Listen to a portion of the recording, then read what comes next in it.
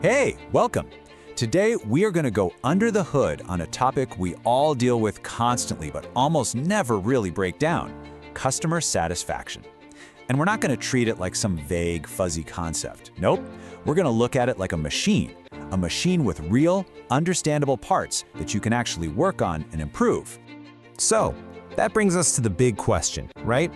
What is the actual secret to getting customers to stick around? Is it just about being the cheapest or having the most features? Or is there something deeper going on? Here's our game plan. First, we'll ask what actually makes customers happy in the first place. Then we'll dig into three huge ideas, something called the expectation gap, then the feeling factor, and finally, how people decide what something is worth. And to wrap it all up, we'll turn all that theory into a simple, actionable strategy. All right, let's get into it. What really makes your customers tick?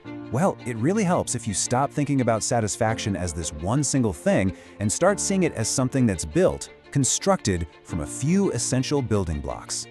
And this is the main takeaway right here. Customer satisfaction is not magic. It's not random. It's a system.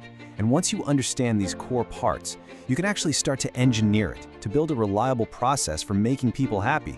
So let's get to our first, and you could argue most important building block. This is called the expectation gap, and honestly, it is the foundation of the entire customer experience. Okay, so how do we even begin to measure satisfaction? Well, it really just boils down to a super simple comparison: what a customer thought they were going to get versus what they actually got.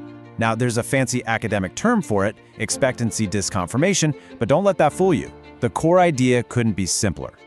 This is it. This is the whole ball game right here. We are all, customers or not, constantly doing this math in our heads. Did what just happened live up to what I was promised? And that little calculation can only end in one of three ways, right? If reality doesn't meet their expectations, you get dissatisfaction. Simple. If it just meets them exactly as expected, the customer's pretty neutral. It was fine, but totally forgettable. But if reality exceeds their expectations, that's where the magic happens. That's where you get delight. You know, you expect a basic drip coffee and they hand you this perfectly made latte with amazing foam art. That's what we're talking about. But hold on, because it's not all just a logical math problem. Let's talk about our second building block, which layers right on top of this one: the feeling factor. So beyond all the logic of did it meet my expectations, there's this whole other powerful layer called affective response. And all that really means is, how did the whole experience make the customer feel? And this distinction is so important. A product can technically do everything it's supposed to do, meeting all expectations, but if the experience of using it feels frustrating or cold or impersonal, you're not going to create a loyal fan. You could say logic might get you that first purchase, but it's emotion that brings them back again and again. And you see this everywhere. That feeling you get when a customer service person actually listens to you and cares, that's a huge positive affective response. Or that slow-burning rage you feel when a website is impossible to navigate. That's a really powerful negative one. These feelings are what we remember long after we've forgotten the price. Okay, let's move on to our third and final building block. We've talked about expectations, we've talked about feelings, now we got to talk about the customer's internal calculator, how they decide what is all this worth. This is what we call perceived value. And the key words there are perceived and value. It is the customer's own personal, totally subjective judgment call. They're weighing the trade-off. They're basically asking themselves, was what I got worth what I had to give up? And notice, what they give up isn't just about cash. You can actually see that mental math laid out here. On one side, you have all the benefits, the quality, the convenience, maybe the status it gives them. But on the other side of the scale are all the costs. And that's not just the price tag, right? It's the time they spent, the effort they had to put in, maybe even the stress of the purchase. So let's be super clear about this. This is a huge point. High value does not mean low price.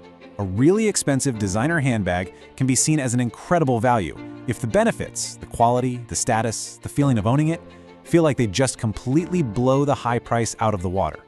It is always about that balance.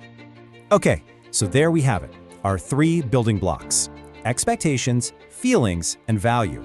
Now for the most important part, let's flip this from just knowing things to actually doing things. How do you build a strategy around all this?